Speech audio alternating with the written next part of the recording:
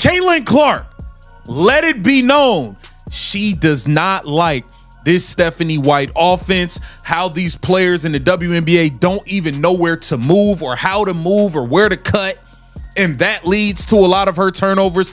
And she also states how much she misses Lisa Bluder. And I think all of us Indiana Fever Caitlin Clark fans prefer if Lisa Bluder was the head coach of the Indiana. Clark isn't just scoring big, she's turning heads for a whole lot more. Not only is she breaking rookie records, but she also seems to be questioning the very system she's playing in. On top of that, she's hinted that she wouldn't mind her old college coach stepping in. It's like something out of a sports movie. And while her performance on the court is impressive, the behind-the-scenes tension might be even more intense. There could be more going on in that locker room than anyone expected. I mean, what's going on here? And I'm sorry, but if Stephanie White's supposed to be this all-world coach, you're not going to show up to a game against the Phoenix Mercury with DeWanna Bonner playing on the other side after what she did to the Indiana Fever franchise, and you show up there and somehow the team is lifeless? Sophie Cunningham coming back to Phoenix and the team is lifeless? That is the... Caitlin Clark didn't join the WNBA just to play it safe and stick to the basics. From day one in college, her coach, Lisa Bluder, trusted her to take charge. And Caitlin delivered. She didn't just stay in the lane, she pushed the limits, played with confidence, and made it all look effortless. Sums up why I can't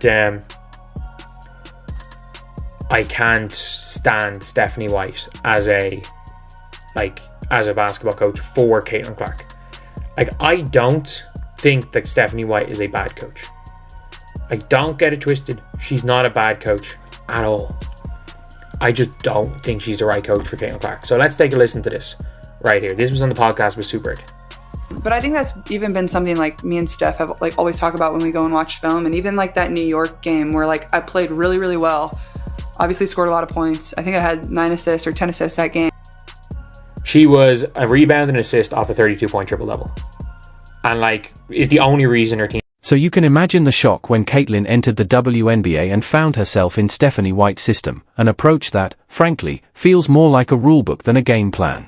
It's structured, strict, and leaves little room for the kind of creativity Caitlin's known for. Man, it's just going to be interesting to see her come back and see this team fully go full circle around their set leader, and I'm still banking on it being Caitlin Clark.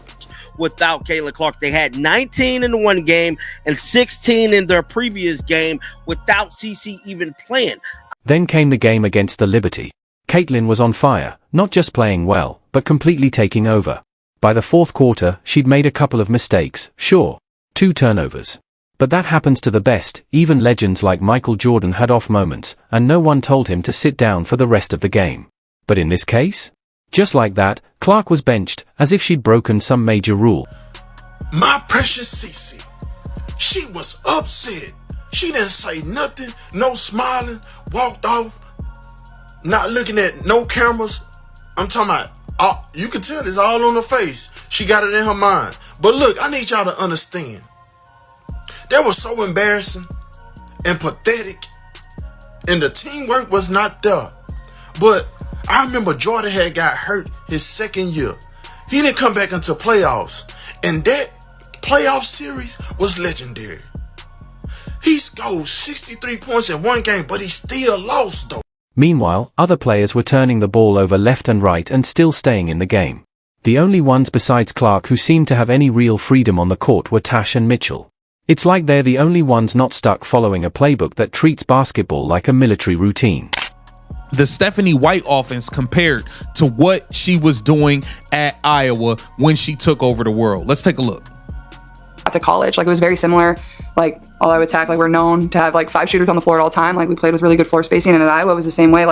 4 people were on the floor that could shoot at the same time. Then obviously we usually played with a true post, but they rarely missed too. Mon never missed. Hannah Stolke was tremendous when I was there too, and even our backup post players. I always think about how Coach Bluder ran practices and things, and I'm very fortunate looking back and now going to watch other colleges' practices and things like that. She really was so intentional about making sure everyone was on the same.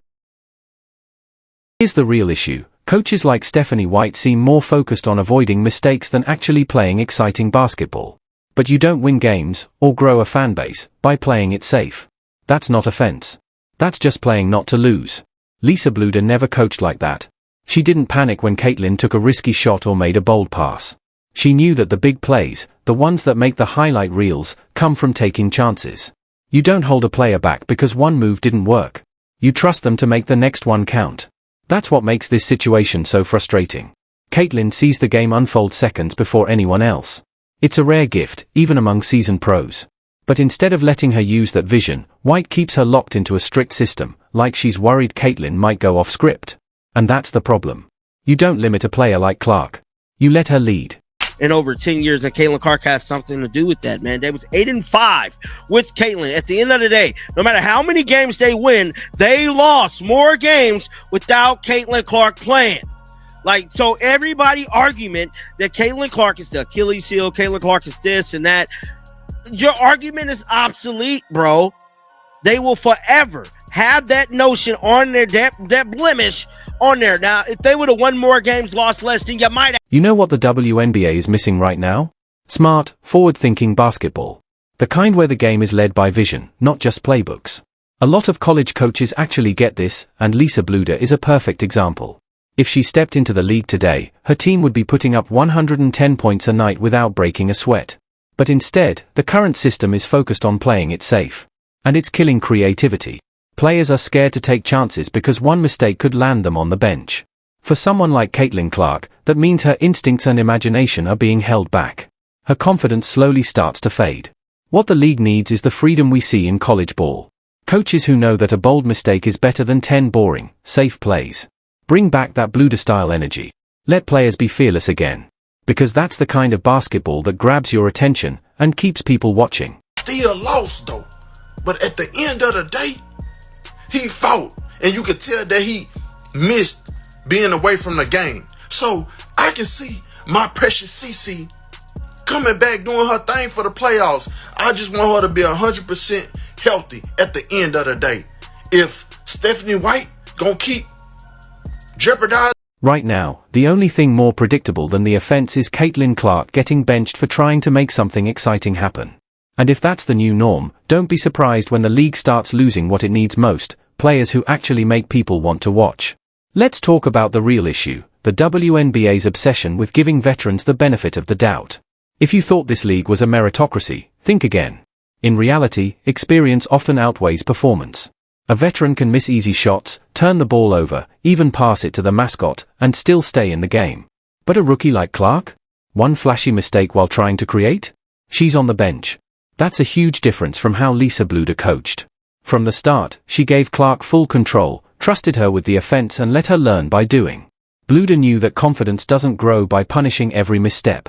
It grows when a player is allowed to play through it, figure things out, and build their rhythm, even if that includes a few rough possessions. FIFA fans. So let's keep it real. Let's keep it 100 like a Ben Frank. You hear me?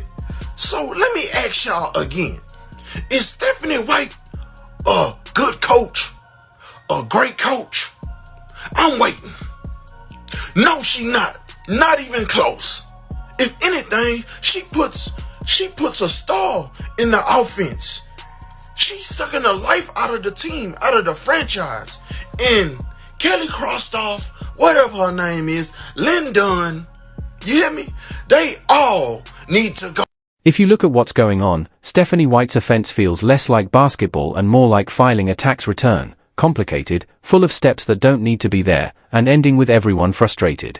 The plays are stiff, the ball movement feels cautious, and the whole thing moves at the pace of someone driving 35 in the fast lane with their hazards on. Sure, it's safe, but it's also draining the life out of the game. And let's be clear, this isn't about Caitlin Clark going through normal rookie struggles. It's about taking away the very thing that makes her special, her unpredictability. Defenses should never feel comfortable when she's on the court. They should be wondering if she's about to launch a deep three, thread a wild pass, or completely flip the tempo. But you can't get that when she's boxed into a system that treats creativity like it's a mistake. What that really means is, play our way, even if it dulls your edge. The difference? Coaches like Lisa Bluder get it. They know the game, but more importantly, they know their players. They understand when to guide, when to give space, and when to just let talent shine. You think Bluder would have benched Clark after 2 turnovers in the fourth quarter? Not a chance. She'd be drawing up the next play and telling her, "Go show them why you're here." White, Indiana Fever head coach Stephanie White remains fully confident in her team following Thursday's deflating loss. The veteran coach sent a clear message. It was a 35-point ass drubbing. It was Deliverance and Ned Beatty. Anybody seen that? Squeal like a pig? Yeah. The Phoenix Mercury bleeped the shit out of the Indiana Fever.